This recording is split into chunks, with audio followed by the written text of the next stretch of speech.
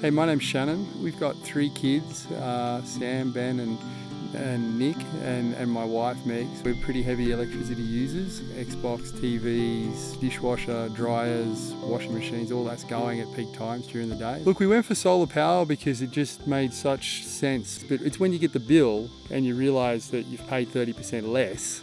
I'd suggest to people they should do it straight away. The sooner you do it, the sooner you're going to get the savings, the sooner that initial cost is going to be paid back to you. And then, if you live in the property for 20 years, you need to add up exactly how much of a saving you're going to make. I did a lot of research before going with Captain Green.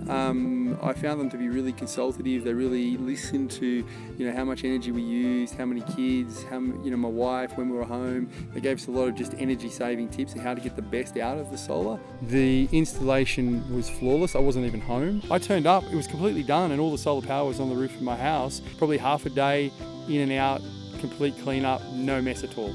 I would definitely recommend Captain Green. I have recommended Captain Green.